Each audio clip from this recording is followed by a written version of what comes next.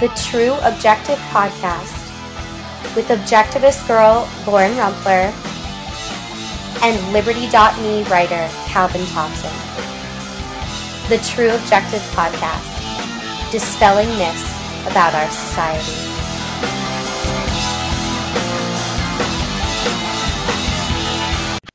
Hey guys, and welcome to another episode of the True Objective Podcast.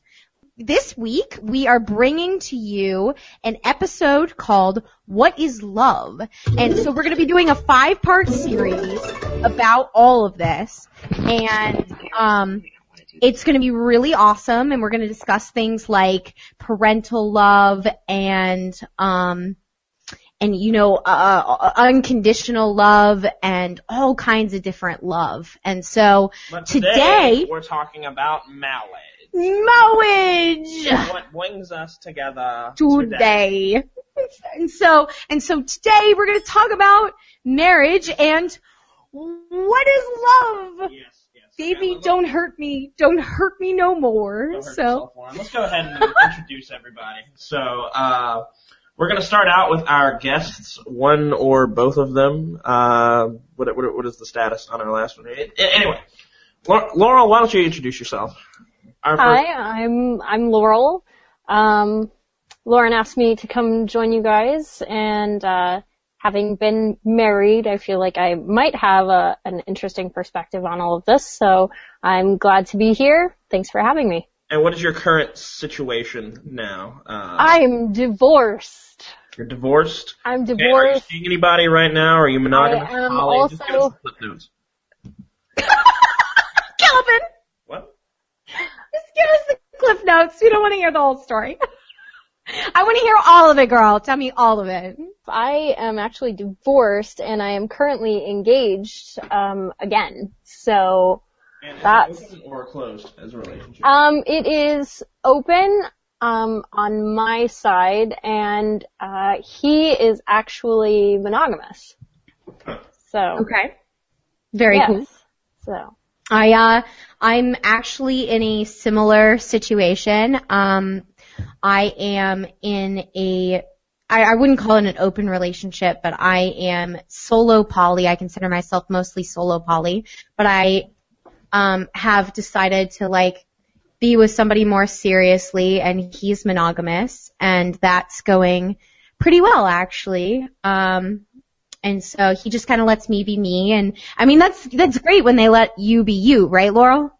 Definitely. One of the things that my fiance actually said when we got together was that it would almost be wrong of him to want me to change. Well, if you love somebody, you should be able to love them as what they are, not as what you wish them to be. That exactly. is the recipe for disaster. Exactly. And my partner actually told me that if he changed me, then I wouldn't be the person that he fell in love with. So, that was pretty good, and that made me really happy. So, but yeah, so Theresa, why don't you tell us where you're at right now? This is Theresa Eudaimonia. Yeah. So I'm married. I've been married for a really long time. How many? It's 12 years? Yeah. I've been married 12 years, and we've been together 17 years. And right now we're monogamous. We were monogamous for most of our relationship, and then I tried out exploring a little bit, and then recently, actually in the last 2 months, have decided that I just need to focus on stuff here more than elsewhere. Yeah, understandable. I know you've been through some stressful stuff, and it's really great when you find somebody that you feel like you really click with in that way, right? Yeah, definitely. Yeah. It's nice to have someone that you can kind of evolve with, because I've definitely gone through some significant changes in entirety, actually, in my personality and the way that I think, and having someone that supports me in that has been a beautiful thing.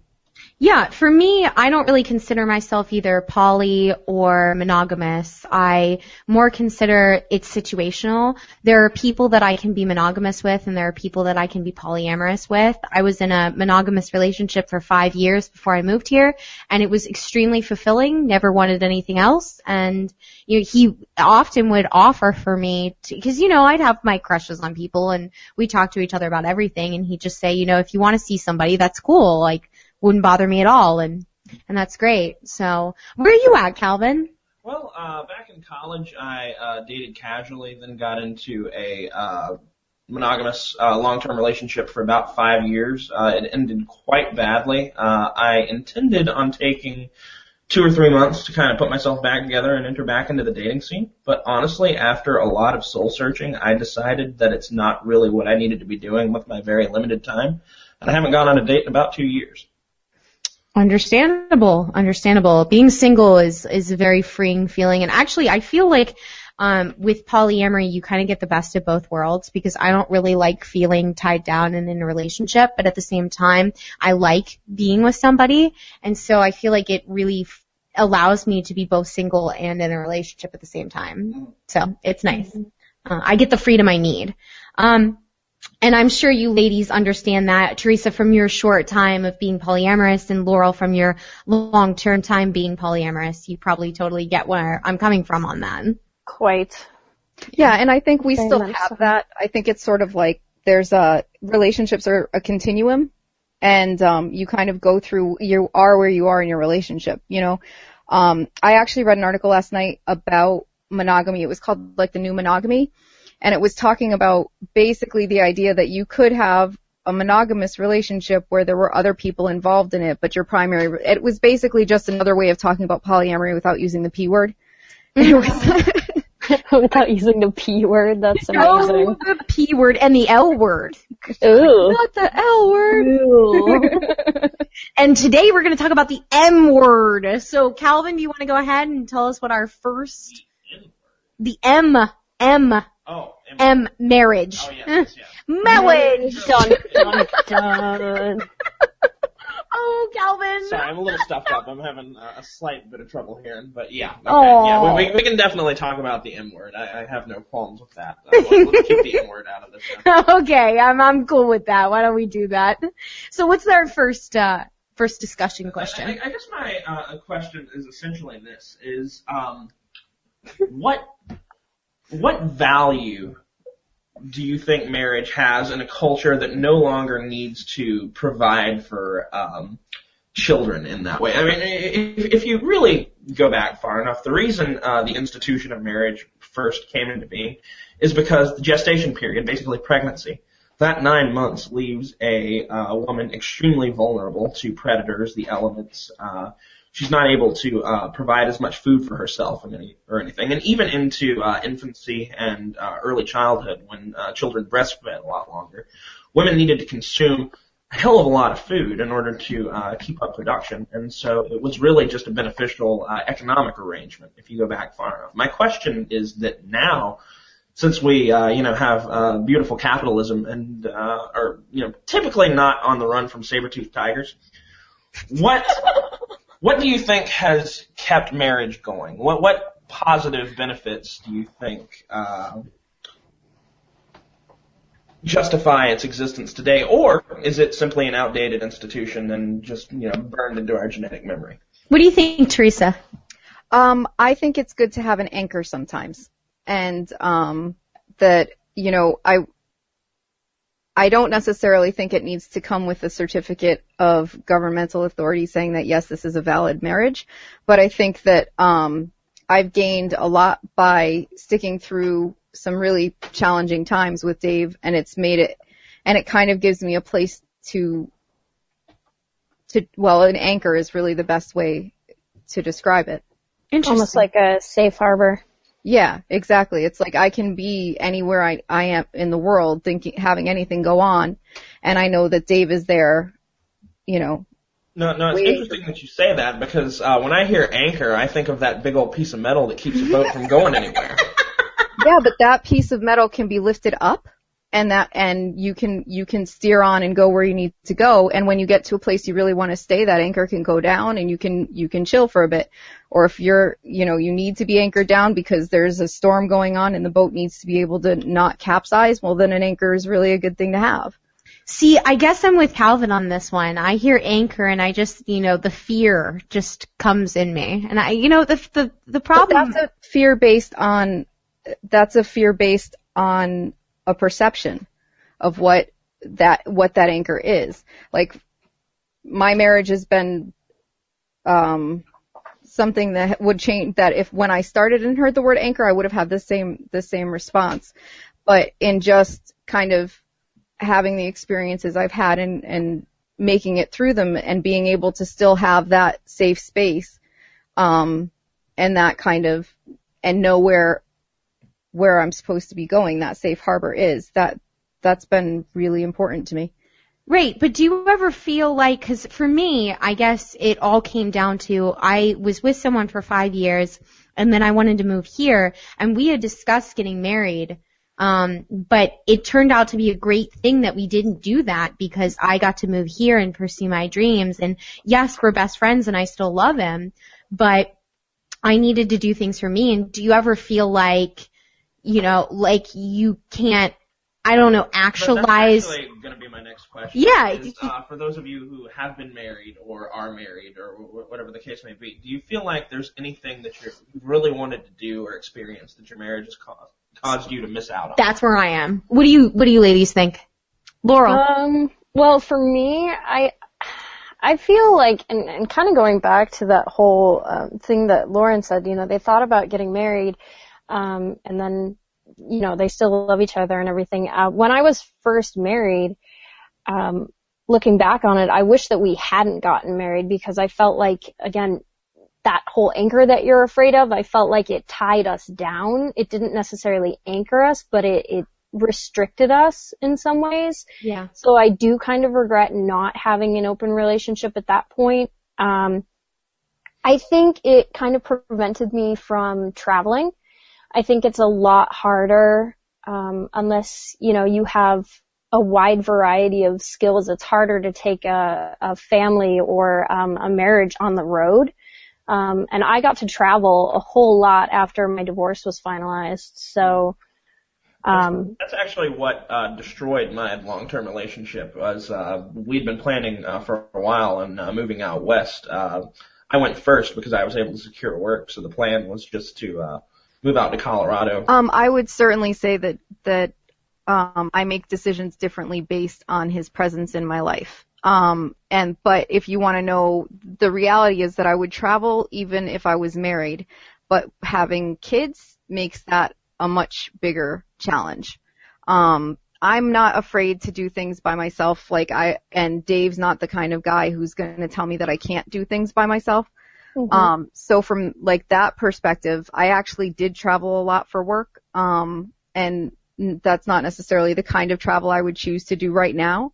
Mm-hmm. One of the things that we went through where it really did come to, I had to really question my priorities, was my involvement in Occupy, because that's something that was significantly impacted by my marriage and by my having to be home, because when you have a family and all that stuff, you can't necessarily be out at protests every night. And I was for almost a year every night going to different organizing activities and things like that. And it came down to, it's either, you calm down on the activism stuff or you're putting your marriage in jeopardy. And so from that perspective, absolutely, I have had to make choices that I would have made differently if I weren't married with kids. So Calvin, you were saying that you moved out west, and then, the plan was for her to follow you. Well, she did follow me, but okay. I feel like early on when we had discussed travel, she basically did it because she thought I would leave her if she wasn't interested in moving. Ooh. And if she'd just been honest with me and said, no, I'm not comfortable with this, the relationship would have definitely taken a different turn. I don't think that would be leaving material by any stretch of the imagination, but it would have been different. However, going just to be compliant with me ended up wrecking a whole hell of a lot of stuff. And Honestly, I look at the life I've lived since then. I've lived in 2 or 3 states in the 2 years since we've been apart. I moved to the Free State Project, which I couldn't have done if I had a relationship with most women. And, tomorrow I have a job interview for a place in friggin' Thailand. If I was committed to anybody at this point in time, that would be either very painful or just a non-issue. Yeah, I travel whenever I want. It's really nice to have that kind of freedom. And I guess, dating really, not just being polyamorous, but dating has afforded me to have good quality relationships while not feeling like I'm stuck in one place and like I can't go places. And I'm always upfront with my partners and say, I love you right now, and I can't promise you that I'm going to love you tomorrow or the next day or the next day or the next day. It's just, I love you right now. I love what we have, and that's it. And this is something until it's not something. And I feel like that's been more productive for me, honestly. Well, I feel like part of that at least is a good way to look at it, because I would never want anyone to stay in a relationship with me out of obligation or guilt. Right. It should always be that you want to be there. One of my exes actually told me, if the relationship ever causes you more bad than good, then you shouldn't be in it. I think the problem with that, though, is it sneaks up on you. It does sneak up on you, which is where the communication comes in. Mm-hmm. So, for example, like when you were saying, if she had just been honest with me, I feel like most of my monogamous relationships ended poorly because of lack of communication. When you're boxed in like that, and obviously monogamy and polyamory aren't necessarily for everyone. You have to find your own groove, but sometimes when you suffer from serious communication issues, they all can. It doesn't matter what kind of relationship you're in. So I think the communication, as I've matured, has gotten a lot easier, and I don't feel so constrained by, what is my partner going to think if I actually express what I'm actually feeling? Right. It's really not about what type of relationship you have. It's about the kind of person you are. You're going to have good relationships, whether it's poly or monogamous, as long as you're good to the people that you're with. It doesn't really matter, as long as you stick with the agreement and always communicate everything that you think about the relationship and you feel. Then you're going to have a good time. And if you don't, then you're going to have a bad time. So it's really pretty clear cut, actually. I don't know if it's always so clear cut. No? No. I mean, I think that, and maybe that's just because I have this perspective, of having kids attached with it, so I can't necessarily take that part of it out of it when I consider it. But I think that, sometimes in relationships, like when you've reached a certain level of commitment, not necessarily like marriage, you could just decide, okay, why don't we buy a house together? It'll save us money. We'll be able to kind of live in a place that we make our own. Let's buy a house together.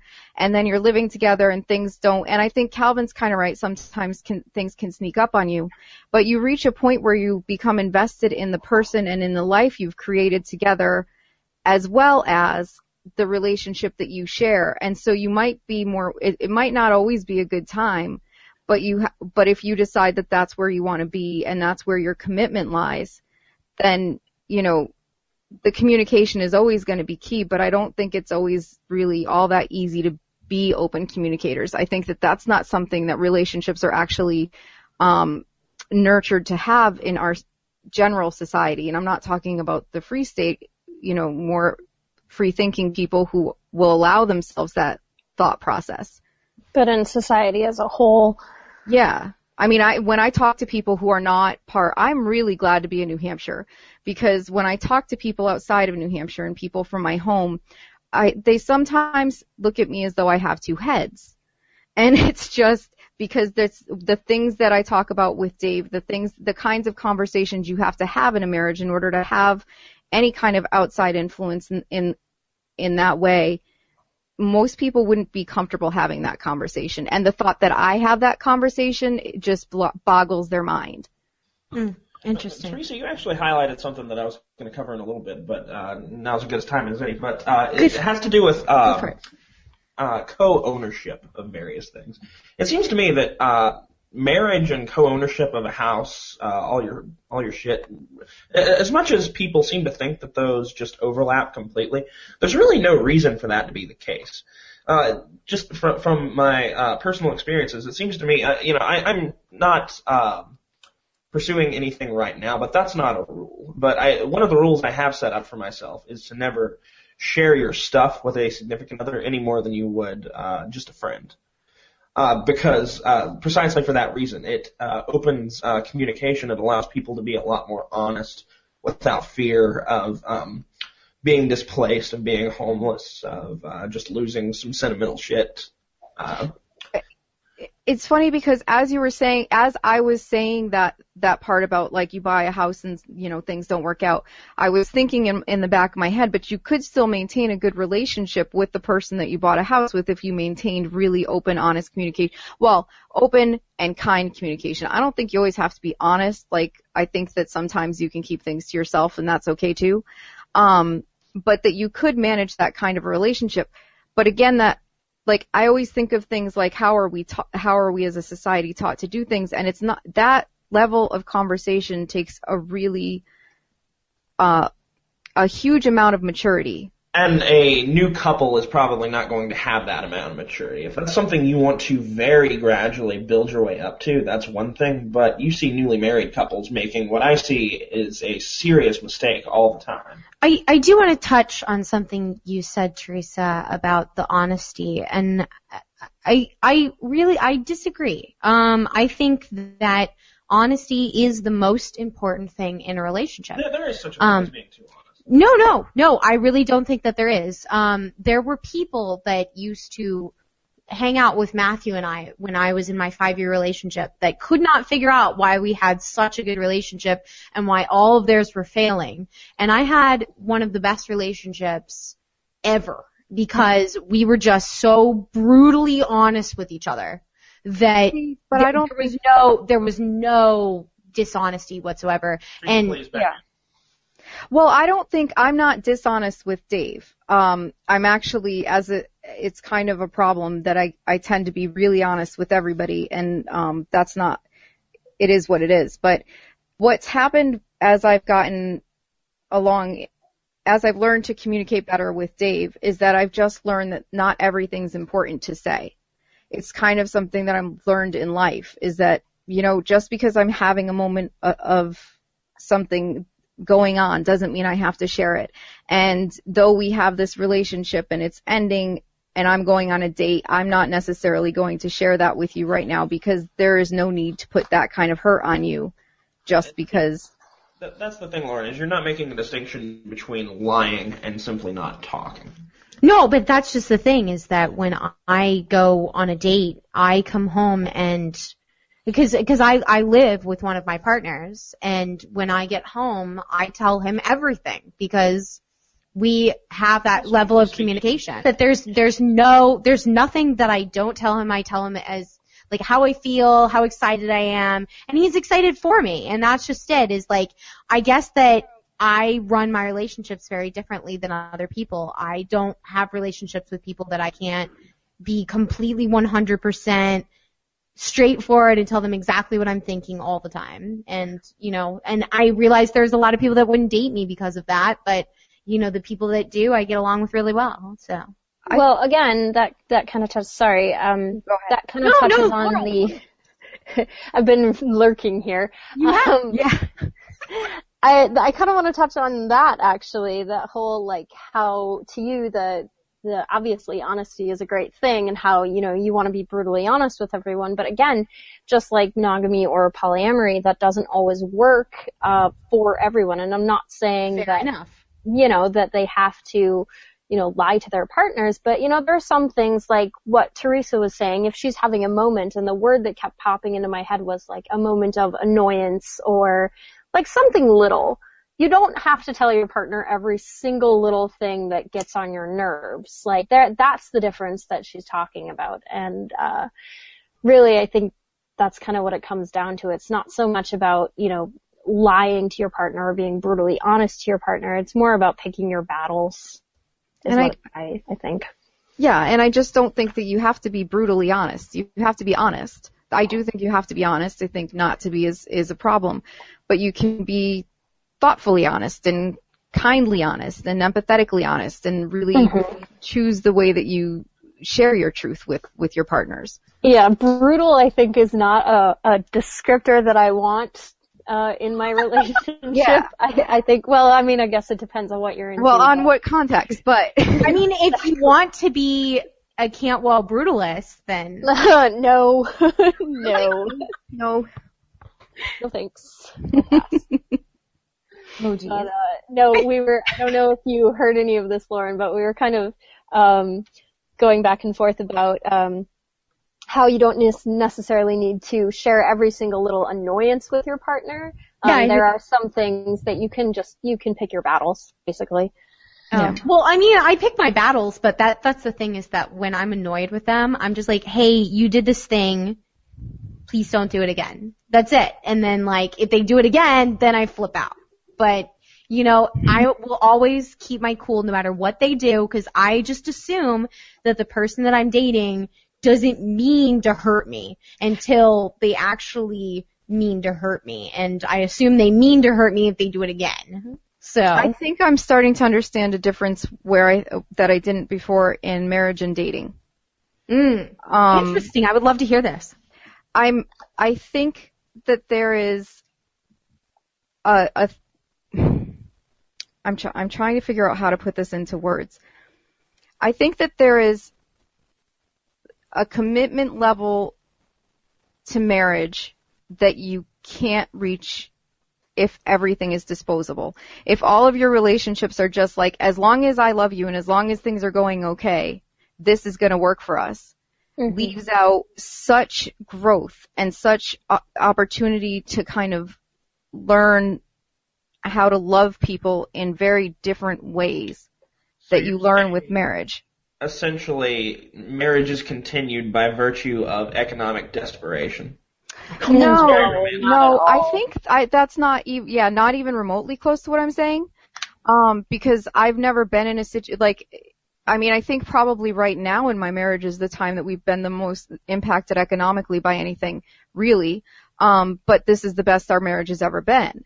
And it's because we've gone through some really difficult times together and said, are we in this together? And said, yeah, we are in this together, even though right now it freaking sucks. We're in this together, and getting through that and not. It cultivates a lot of mutual respect. It does. And that's why I could never not be monogamous. Ultimately, when I think about what monogamy is, I could never have a partner equal to my husband. In my life, I will never have a partner equal to my husband, and I don't ever want one. Well, there are polyamorous relationships where there is a primary, a secondary, a tertiary, and so on and so. And that's where I would end up being, ultimately. But and that's not wrong. I mean, that's totally okay. There's plenty of people that do that for them. And but I think that the marriage part of it was what my real thing was that in it's those most difficult times where you don't know how you're going to get through it. But you find a way through it, and at the end of it, being able to say, holy crap, we actually made it to New Hampshire. We actually did that. For me and for Dave, reaching those goals has been insanely empowering. I totally get that. It's really, for me, is that I like the idea of being able to experience different parts of my life. I've been studying a lot of Eastern philosophy, and I truly believe that nobody really can answer the question, who am I, at any point in time, because by the time you answer it, you're somebody completely different. Yeah.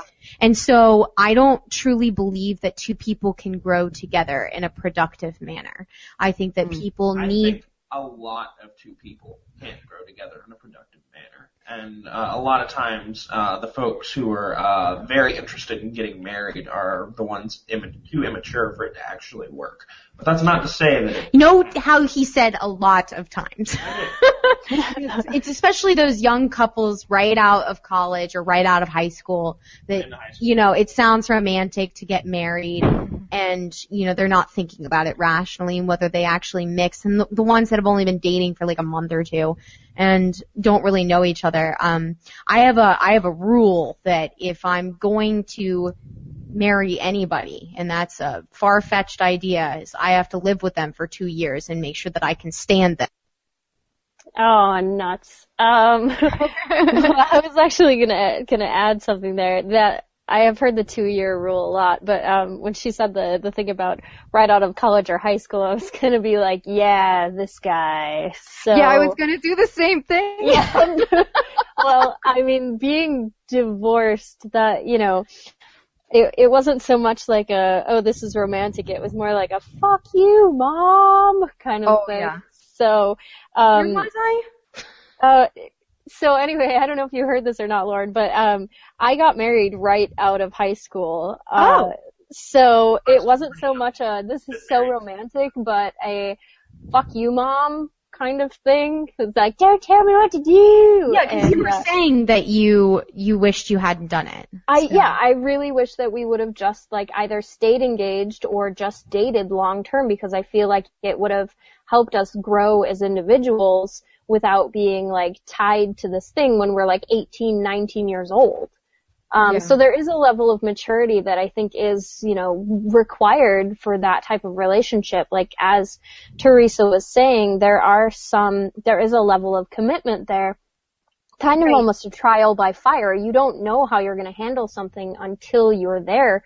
But if you know that someone has your back, it's a lot easier and a lot more rewarding on the other side of it. So yeah, for me, I don't think that two people can coexist permanently. I think that we're all moving through. You shouldn't have to coexist permanently if you have.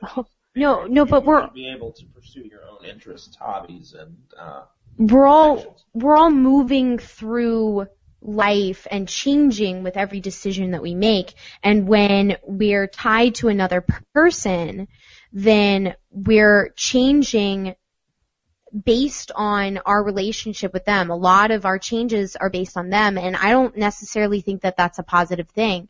I like the idea of being completely individual and never having, like, growing with somebody instead of. Well, let's qualify that though. It's not necessarily it's not necessarily a positive thing for you. And like you said, you can't define like who you are, because at the moment that you do define it, you're a different person. So you don't know. I'm not saying that you will at some point in the future be like, oh yes, I want to get married right now.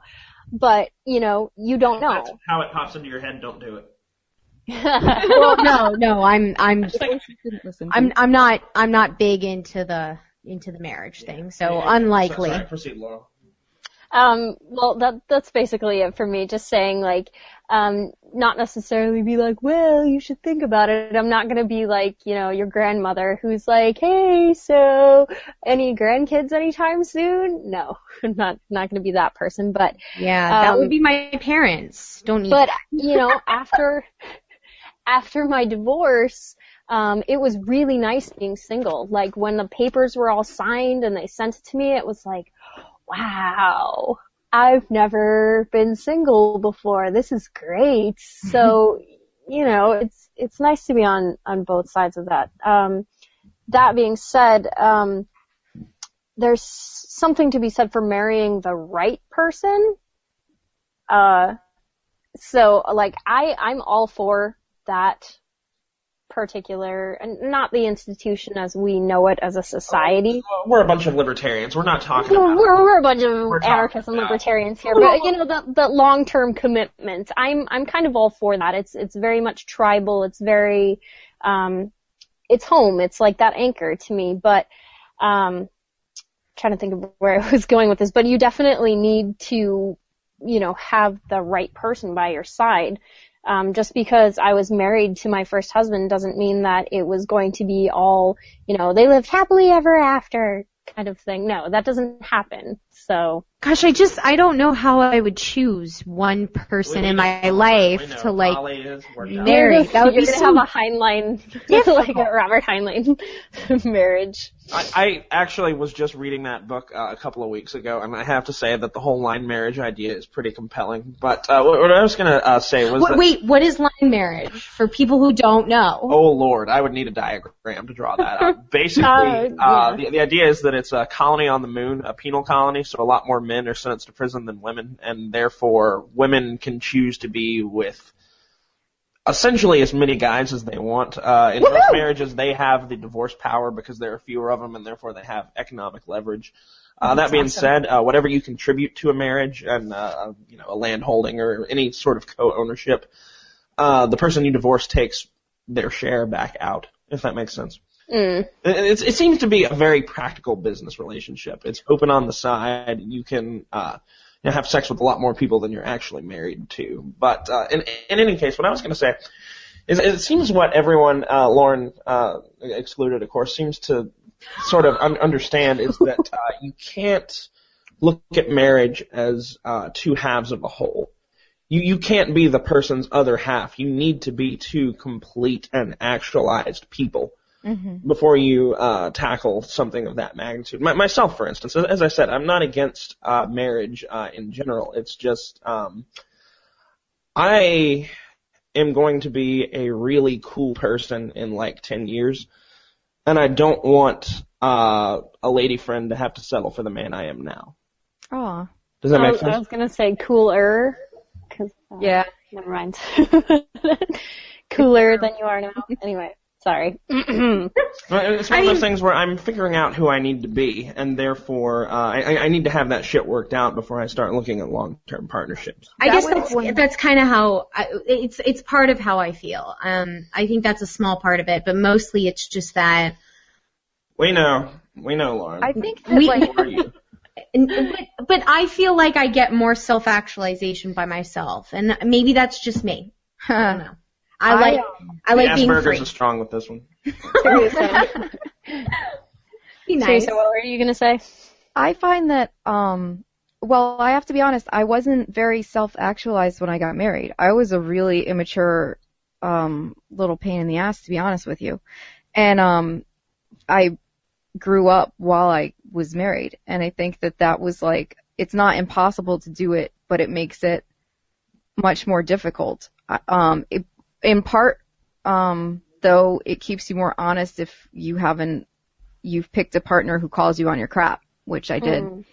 But I think the other thing that the reason that I ultimately stopped with the poly part of our relationship right now is that really what I've come to realize is that I don't exist in a vacuum, and my actions impact people who I care about very much, including the people who I was involved with. And I do not exist to hurt people. And there's the other reason. I don't want to influence anybody that much. It's just that's why you uncomfortable. Yeah, if you didn't want to influence people, you wouldn't have a radio show and talk about why you're poly all the time. No, but they choose to listen to me. They choose to come to my show. I just don't want to be with somebody that can't leave. I feel like that would be really mean. Well, they can leave. That's the thing. And no, but they have to do all the paperwork. Well, that's why we're not talking about the government institution. That's exactly what. We don't think that it needs to be sanctioned by the government. You're preaching to the guys who privatized the choir. But, well, that's the thing. Like, you don't want them to be influenced, but they come and choose to listen to your show. So it's kind of the same thing. Like, for example, Jason chooses to be with me. He chooses to at least partially be a little bit under my influence, and vice versa. So it's not necessarily that, we have no choice in the matter. It's just that, their influence is actually of great value to us. So, you know what I think, Lauren? I think that you just, like, drop off the face of the earth because you're like, oh, Laurel's talking again. Yeah, that's it, Laurel. That's it. Exactly. Yeah, she was talking about it isn't because I'm embarrassed and shy and have a huge crush on you. That's not it. Well, I was going to ask you to marry me, but, now it's all over. So, I'll do a corporate marriage. Excellent. How very capitalist of you. So So before we dropped off, we were getting into what I was going to ask, which was criteria for leaving. Obviously, we don't need to get anything too obvious, like domestic abuse or anything like that. But is there anything of a non-violent nature that you think would be justification for a divorce, or at least a permanent separation? I can tell you. Please. My husband is very different than me, in a lot of ways. But one way is that he doesn't like to go out, and he doesn't like to socialize in the same way that I do. I don't know that I've ever met him. I totally know what you mean. Oh my God, been there, done that every time. I'm telling you, no one I date likes to socialize. Anyway. Part of that is you date mostly men, not gonna lie, and there is more of the hermit impulse in I some should of us. really work Certainly on not that. all. I should definitely date more women. Anyway, Okay, go ahead. but yeah. Well, so, and he's not the most romantic guy. Like, he's, there are things that are like, just not ideal sometimes. And that was actually part of the reason that we started talking about poly in the first place, was because it was like, I want to be able to go out. I want somebody to take me out dancing. I want to be able to go out and like to a party with people and just enjoy myself and relax. And at the time when we had those conversations, it was really at the point where I was like, okay, well, this isn't really working for me. I love you. I don't want to hurt you. But this is not what I want my life to look like. So why I'm not being a jerk. Yeah, I want to premise this with not being a jerk, but I want to ask. No, I'm kidding. Why is it that you decided to marry him when he didn't have those two qualities? You do realize that people kind of settle into who they are when they get older. I suspect he wasn't like that in the least when, they were still pursuing each other. At least I would imagine. Teresa? Well, remember how I said I wasn't really all that self-aware? Oh, that too. There were a lot of other issues. Like when we got married, I'm going to be honest, you guys, I was a little on the crazy side of things. I had a very... But now you're totally better. Yeah, I mean, it was totally, yeah. I probably shouldn't have gotten married, under, more mature terms. Like, looking back, I probably should have maybe gotten my stuff together before I got married, but I didn't know that at the time because I didn't know how messed up I actually was. And so when I got married like being very immature. I just happened to choose someone that the core person that I am, the one that was underneath all of the bullshit that was crazy that I was when we got married, had picked someone that was good for me. Okay. Fair enough. I really had to ask because it's a fair question. Yeah. That always makes me nervous is, you grow up and you change and you could separate. Also, you could just realize that they're not the right person for you. And I guess maybe I just have a fear of commitment is really what this is all coming down to. Yeah, you think? How about you, Laurel? What's criteria for leaving? What's criteria for leaving? Really, that kind of depends on how you qualify violence because, I mean, if we bring the non-aggression principle into it, other than all of the, bodily violence, I think willful and malicious dishonesty, I think is really the main factor there. I actually had a question, and I know we don't have a whole lot of time left, but one of the things that always comes up in a lot of the poly forums and groups that I follow is what makes, for the married poly relationships, for the married and polyamorous relationships, what makes one person more marriage worthy than another? What makes, your primary partner your primary and not another person for whom you also care very deeply? Was it timing? Is it certain qualities? Does that mean that you love the other partner less? And it's a question too, and it's kind of like, it's a question that I've struggled with at times as well. So for example, and honestly, I'm just tossing this out there because sometimes I go with my gut, honestly. I'm not gonna lie about that. Sometimes it's kind of an intuition thing. So, I don't know. Any thoughts? Yeah. Theresa? I think connection really is what it comes down to.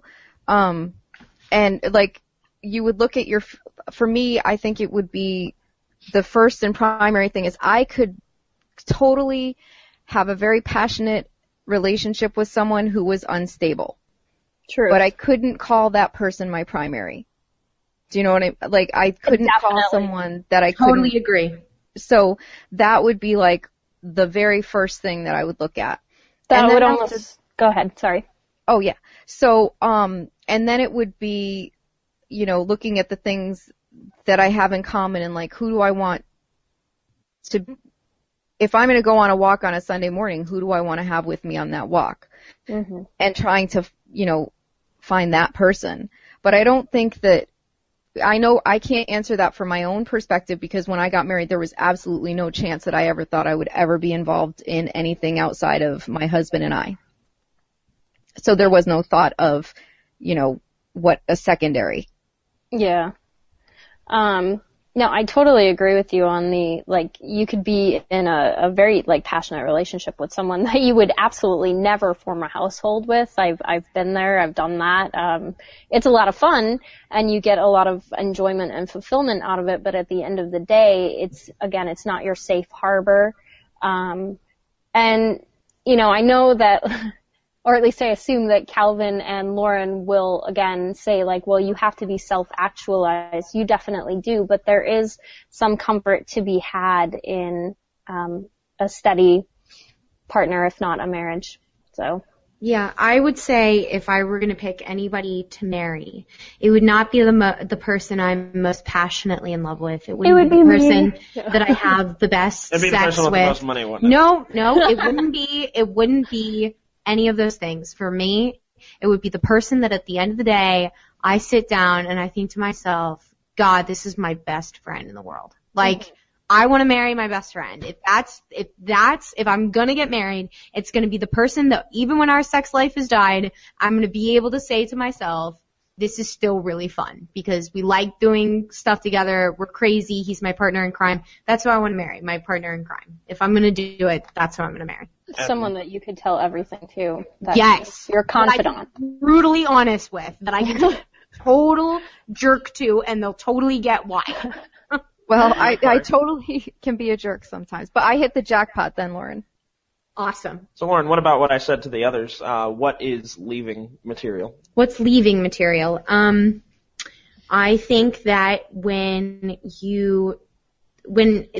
they're no longer your best friend anymore, when you're just, it's not any fun anymore, when you're just not happy anymore. Yeah, when you're just going through the motions. And I know that sounds really, really mean and cold, It doesn't but sound so much mean and cold as it sounds like that's something that can change that can turn on a dime. Why do you think I've decided not to marry? In either direction. Right. And that's the thing is that I know it sounds cold, but honestly, I would rather that person be with somebody that feels the passion with them, that has that marriage that everybody's looking for. The marriage that I would be looking for is not what most people would want. And that's why I would never want to get married because they wouldn't be marrying me for the right reasons. So. Yeah. Well, at least it's rational. I was gonna say we are talking to objectivist girls, so it's perfectly rational. But that's gonna fade. All of that passion that you have is gonna fade. You're gonna get old and crusty at some point, Lauren. I'm sorry to tell you, but for all the no, I'm always gonna be hot. a young and hot objectivist girl. But and it's. The idea, again, is almost like comfort, knowing that, your best friend is going to be there, your entire life, or hopefully your entire life. And, even when you're saying what did you say? When your sex life has faded, you still want someone to have fun with. Well, You're going to be 80 at some point, maybe. So. Yeah, my ideal marriage looks like this. We're super, super old someday. We're sitting on the porch. One of us pulls out our shotgun, shoots down a bird, and the other one goes, I could have sworn that was illegal. And I just shrugged my shoulders. You don't need no stinking permit. I thought you were just going to say, you both agree when it's time to end it. That's what I thought. Not really funny story, but I do actually know or knew an old couple that happened to. They decided that was it, and they shot themselves and went out on their own terms. It's funnier if you know that I really, really, really hate birds. Like, I have a thing about birds, and like sometimes I go on bird rants about how much I hate birds because I used to hunt birds with my dad, and they're just rats of the sky, and I just like don't put them anywhere near me. The only birds I like are owls, and that's it. And that's only because they kill other birds. Yes. You got it. Oh my goodness. No, so yeah. So no, I totally thought that's where you were going with that. But Calvin, did you outline what your leaving material would be? Two things. The first one isn't really a leaving thing as much as it is a requirement. They have to have a really macabre sense of humor. I mean, dark. So, Calvin, what's up? I'm winking in your general direction right now. You just can't see it.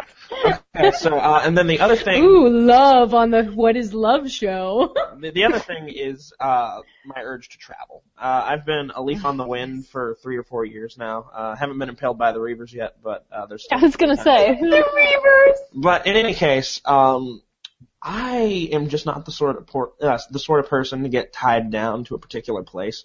I'm going to be around. If you can take me as I am, I'll be gone for a while, but I'll also be back.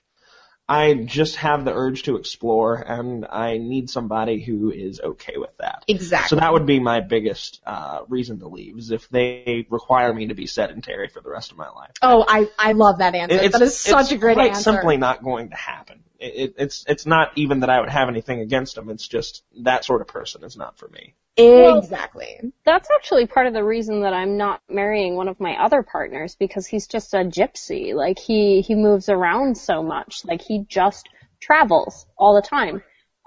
So he stays in one place for a little while, but, I couldn't see myself marrying him because I don't want to uproot myself. So. Exactly. And honestly, from my limited experience in that regard, it seems to me that being apart from somebody for at least semi-long periods of time makes your actual interactions a lot sweeter. Yeah, actually, I've been traveling a lot over this past month, and my partner and I haven't been together that long. And, I come home and it's, awesome. And it would be even more so if they're gone for, 6 to 8 months. Right. For example. Right. I mean, and that's the thing, is that I want to be with somebody that's independent enough that would be, cool with just, I'm sorry, hon, I'm going to go move to Spain for like 6 months. I would just want to go, see Spanish boys for a while. I think we should see other people. Is what I'm getting at. Oh my. Lauren and her Spanish thing. Anyway, so, is there anything else? Hold on. That's what I want to do. So, Laurel, where can they find more stuff from you? Let's see, on interwebs. Okay. Where can they find more stuff from me? I actually have a Facebook page that is Neon Satyr, but that mostly focuses on my makeup artistry and styling. On YouTube, is fabulous. Mm-hmm. On YouTube, it is the same channel, Neon Satyr. Satyr is Satyr, and also Shadow Fiddler. So mostly I talk about makeup and styling, but I'm actually starting to do a bit more activism and political stuff. So that's exciting. What I would say. Very cool. Theresa, where else can they find you? Probably the best place to find me is on groundingtheresa.wordpress.com. Okay. It's where I post stuff, unless you're my friend on Facebook. But aren't you also a speaker at PorcFest this year, or was that just last year? No, I'm speaking at PorcFest and Alt Expo this year. Good deal. Any of your topics set one in stone is, yet? Yeah. So one of them is on the trauma of liberty, and the other is on radical acceptance. Very cool. And I hope to be at both of those. Calvin, where can they find you? You can find me at liberty.me on occasion. Friend me on Facebook. Just let me know where you know me from. Yeah. And make sure you like the True Objective Facebook page. You can find me at facebook.com/Lauren Rumpler Productions. You'll find absolutely everything I do there, from this show and all the updates, and the Transfer of Power Hour, which is a new geopolitics show that I'm doing. Laurel, It's a you're lot. such a slacker, Lauren. It's awesome. And then, of course, there's Lauren Rumpler Productions, which focuses more on Eastern philosophy. And then I'm reviving Objectivist Girl, which focuses on Western philosophy. And yes, Calvin, go ahead and laugh.